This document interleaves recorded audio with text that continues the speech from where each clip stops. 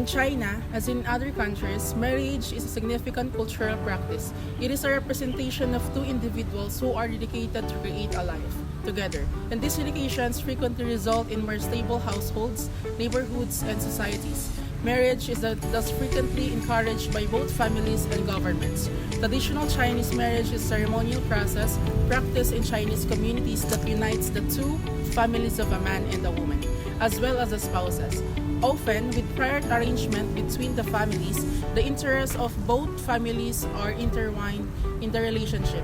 Between marriage and family, monogamy and romantic love were considered the most norms in Chinese people.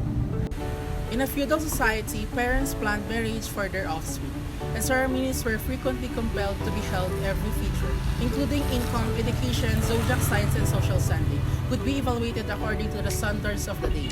Even against their children's wishes, a wealthy or royal family was unlikely to permit their offspring to marry members of lower social classes. The third party who assisted in arranging a marriage between two households in the society was the matchmaker. In China, there are more significant aspects of life than happiness or even love. Much more important than love or even happiness are financial factors and the capacity to care for elderly parents. That is not to say that given the chance, young people would not prefer to wed for love. Some are, of course, fortunate enough to find both. The marriage laws 1950 and 1980 established women's equality and prohibited arranged marriages. Child marriage and polygamy, the statutes even reaffirmed the right to choose one spouse freely and without influence from outside parties. Despite this, Chinese parents still exert influence over their young adult children when it comes to selecting a spouse nowadays. In ancient China, parents, not love, choose who would marry who.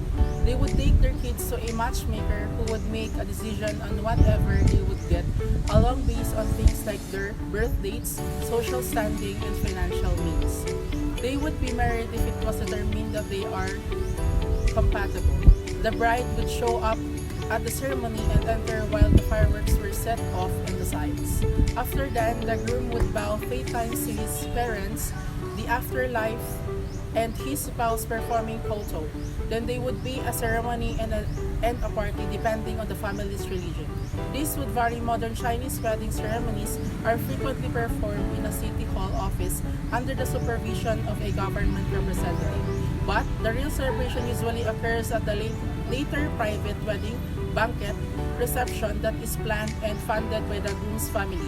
Although the main celebration occurs at the later banquet reception, which is attended by friends and extended family devout Chinese, may also choose to exchange vows at a religious ceremony.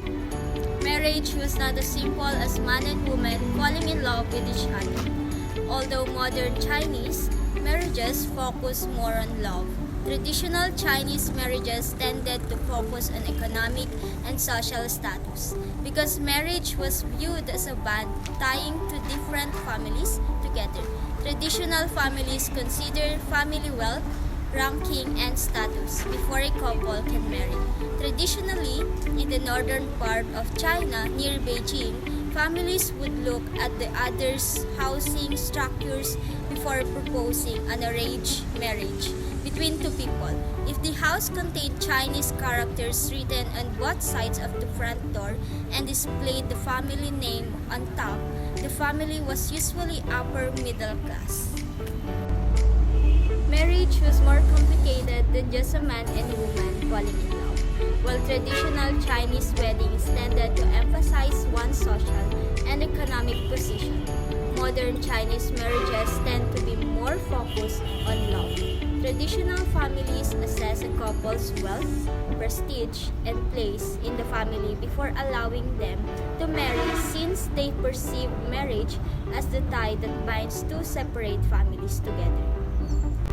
Before proposing an arranged marriage, families would traditionally examine the other people's home arrangements in the northern region of China close to Beijing. The family was typically upper middle class if the house had Chinese characters printed on both sides of the front entrance and featured the family name on top. When their offspring reached their early 20s, rural households would typically encourage them to get married amongst young adults who remained single. When the child turned 20, the parents started working with the shaman to predict their destiny, and they did so every year until they discovered a match from the Bazi. Although they also believe socioeconomic status to be an important element, families in cities would rarely embrace this technique and would instead allow their children to locate significant others on their own. Before proposing an arranged marriage, families would traditionally examine the other people's home arrangements in the northern region of China close to Beijing. The family was typically upper middle class if the house had Chinese characters printed on both sides of the front entrance and featured the family name on the top. Round blocks represented a family of scholars, while rectangular blocks represented a family of warriors, and they were placed on either side of the entrance door to indicate whether the family was derived from warriors or scholars. If the home had a lion on the top of the blocks, it indicated that the family was of a better social standing and that they were looking for a suitor who lived in a home like theirs. The higher a family's court position, the nearer they were to the imperial palace. In olden times, Chinese marriage was considered to be almost exclusively for the purpose of perpetuating the family and thereby having another generation to perform the ancestral rites. Procurement of mates was entirely in the hands of parents, land elders. The bride and the bridegroom had neither vote nor veto. In fact, they were not allowed to see each other before the wedding. Marriages were negotiated in various ways by the Han Chinese of past centuries. The contract might be signed between parents even before the children were born. Betrothals often were made when the children were very small, and engagement were considered as binding as marriage. Choice was restricted by taboos. Persons of the same surname could not marry, even though they were not related by blood. Class distinctions were carefully observed.